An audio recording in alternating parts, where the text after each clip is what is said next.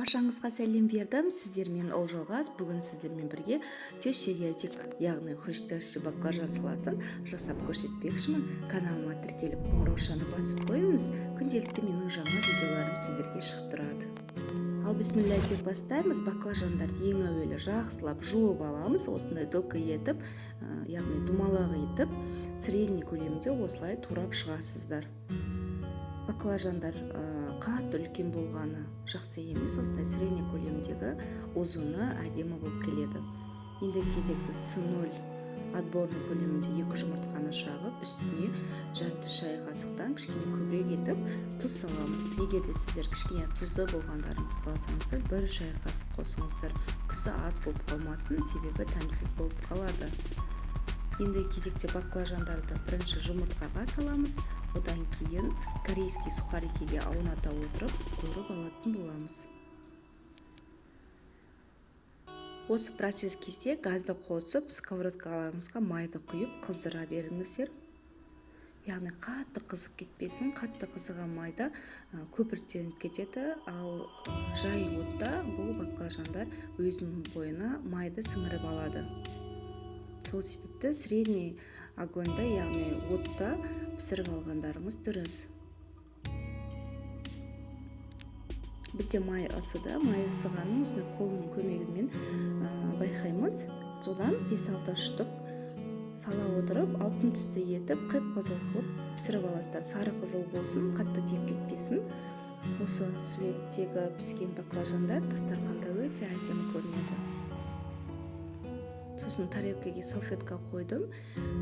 Кез келген қағазды қойып қойсаңыздар, майын сіңіріп алады.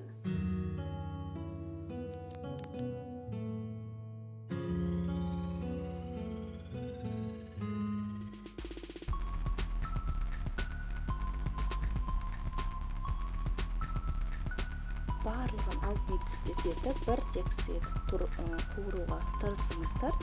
Міне барлығын қуырып алдым. Енді кезекте начинкасын жасаймыз. Начинкасына бізде бір баклажанға бір қызанақтың өзі жеткілікті.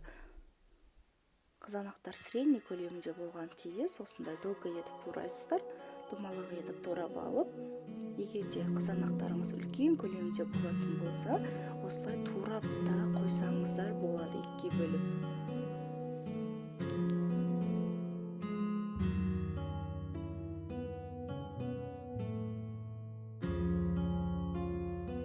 Арасына майонез саламыз, кішкене қара бұрыш сеуіп жібердім майонезге, және де яғни 200 грамм майонез кетеді, және 20 грамм сарымсағымызды салатын боламыз. Сарымсақты осындай өткізгіштен өткізіп алдым. Черкадан өткізсеңіздер де, блендерден өткізіп алсаңыздар да өздеріңіз қалауларыңыз бойынша. Егер де укроп петрушка ұнайтын болса, осы жерде кішкене салып жүрсеңіздер де болады. Міне жақсылап араластырып аламыз. Енді жинауға кірісеміз.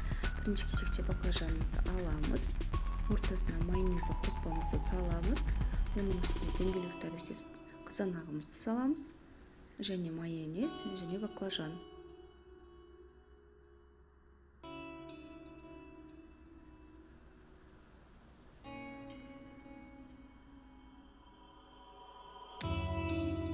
Осыларды тарелкаға тізіп қойып, негізі ақ тарелка болған абзал, яғни әдемі көрінеді бұл салат.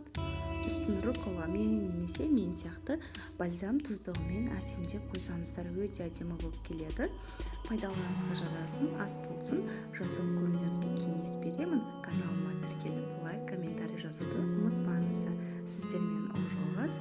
Қоңыраушаны басып кеттіңіздер. Күнделікті сіздерге жаңа видеомен бөлісіп отыратын боламын.